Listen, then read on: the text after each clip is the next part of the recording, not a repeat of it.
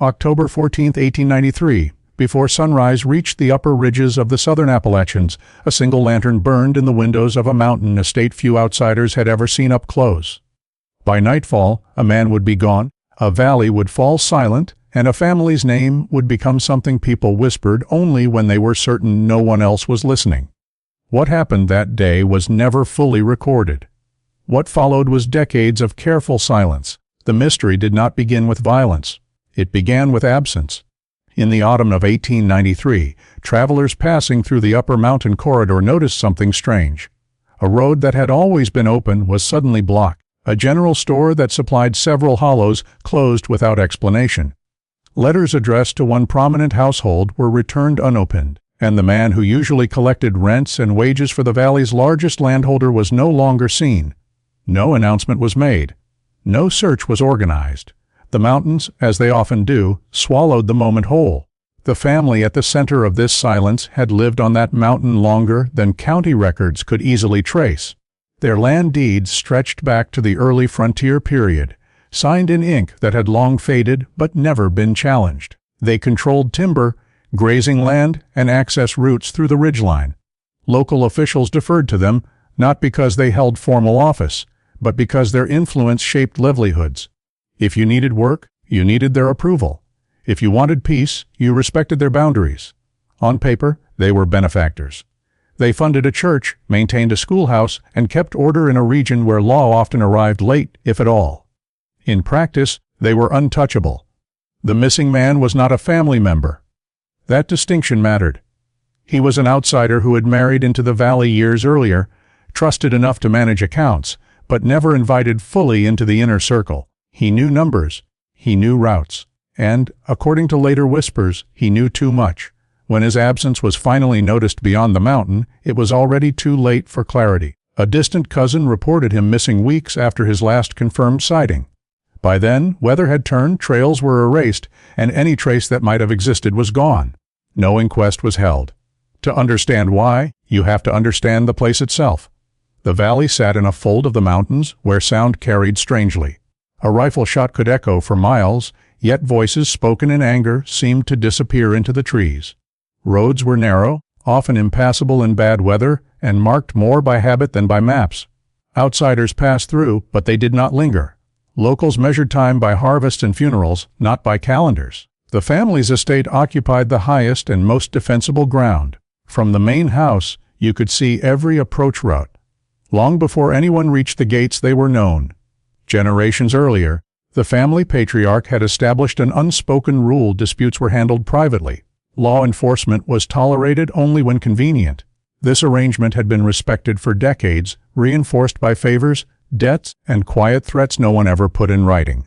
The missing man had disrupted that balance. In the months leading up to October 1893, small irregularities had surfaced. Timber tallies did not match shipments. Wages reported as paid were quietly disputed by workers who never saw the money. A visiting surveyor was turned away at gunpoint after insisting on reviewing boundary lines. Each incident was minor on its own. Together, they suggested strain. Some later claimed the man intended to leave the valley. Others believed he had begun corresponding with officials outside the county. No letters survived to prove either claim. If they existed, they were never found. On the morning he disappeared, several people recalled seeing his horse tied near the family's upper trail. The animal was found 2 days later, calm, uninjured, and riderless. That was the last physical trace ever confirmed. As days turned into weeks, the family maintained that the man had left voluntarily. They suggested debts, personal troubles, or wanderlust. These explanations were accepted with little resistance. Questioning them required courage few possessed. Then came the first death tied indirectly to the mystery.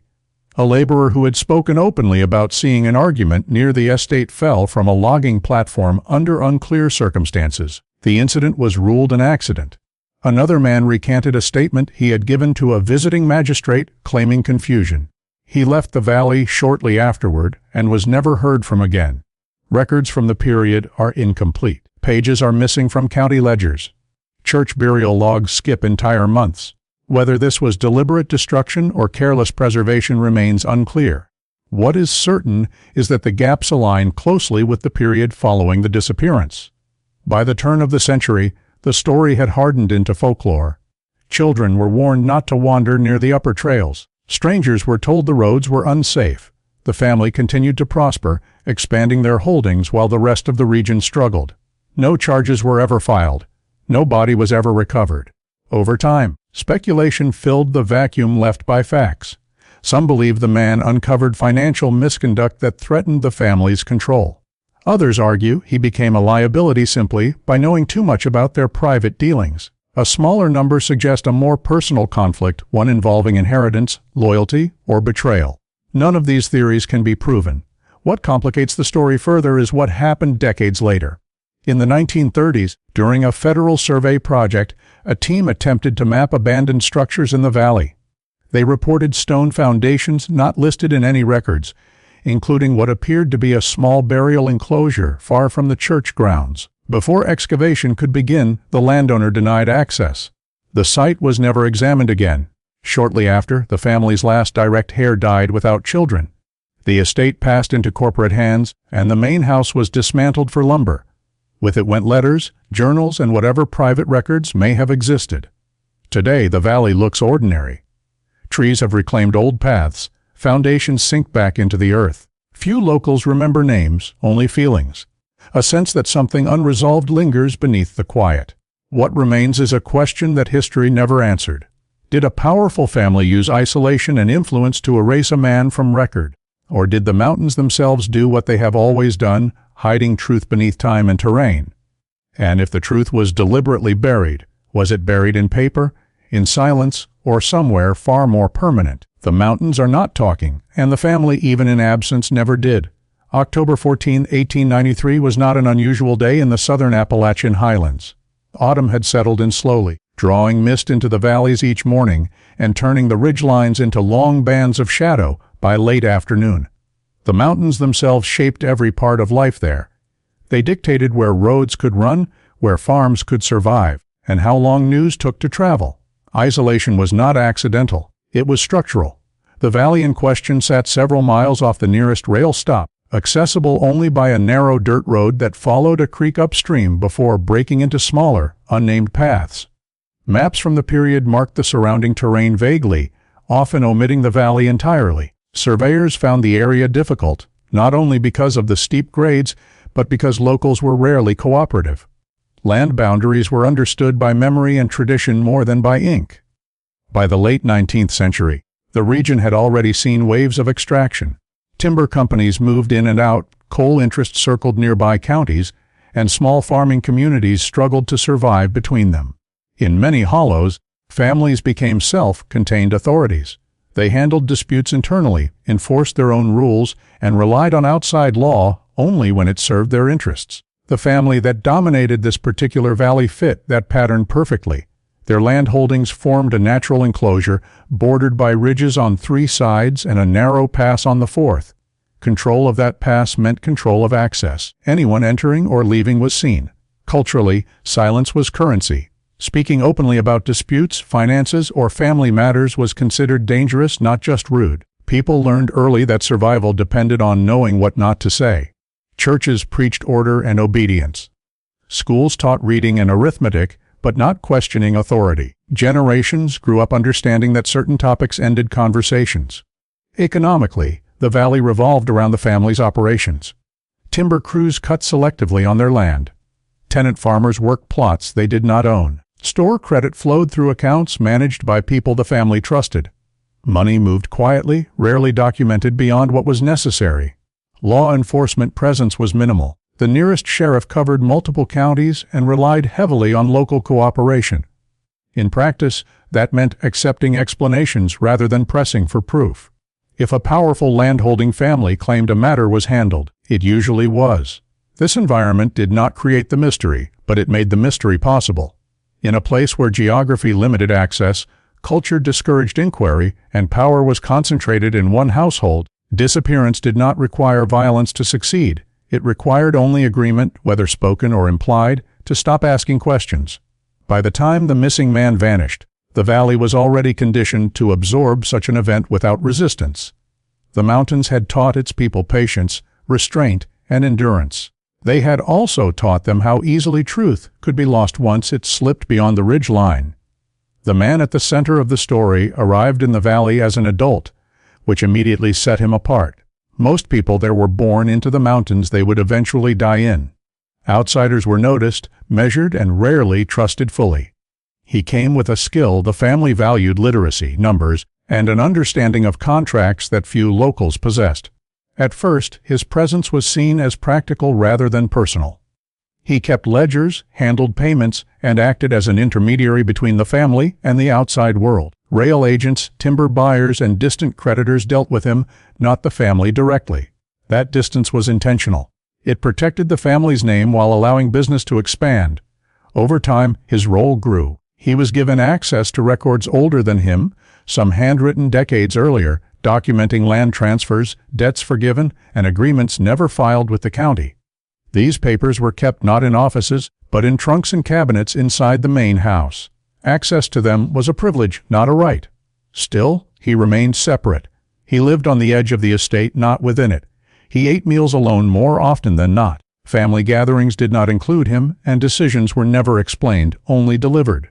Respect was extended, but intimacy was not. Those who worked alongside him later described a shift in his behavior during the year before his disappearance. He asked more questions.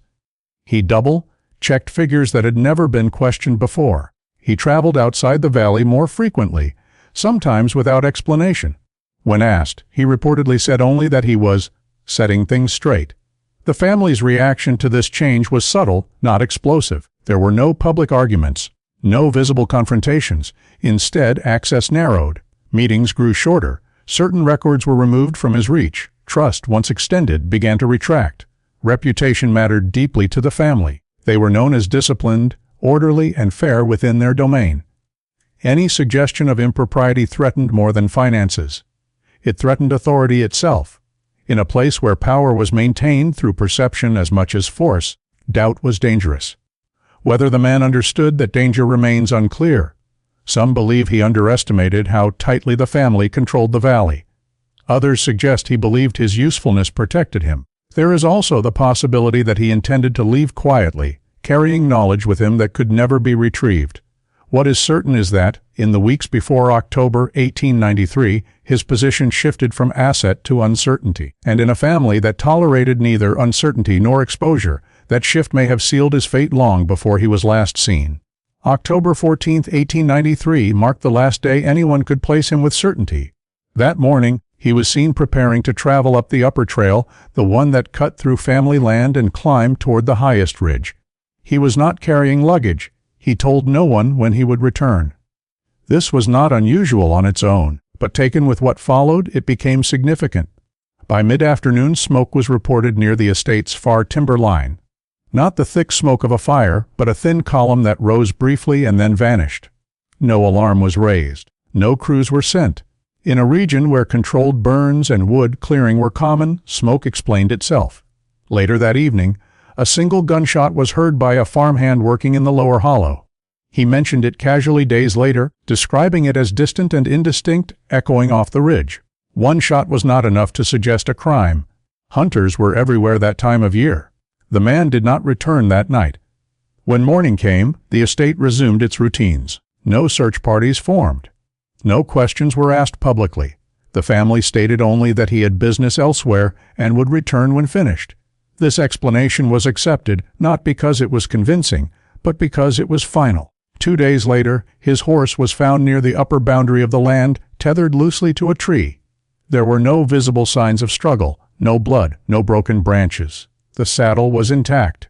Whatever had happened did not announce itself. If there was a confrontation, it left no obvious trace. That absence is what made the event so difficult to challenge. There was no scene to investigate, no body to examine, no clear moment to contest. The mountains provided cover, not just physically, but procedurally. Without evidence, there could be no accusation. Without accusation, there could be no inquiry. Some later suggested the man fell from the ridge, a common enough fate in steep terrain. Others believed he was escorted beyond the valley and never allowed to return.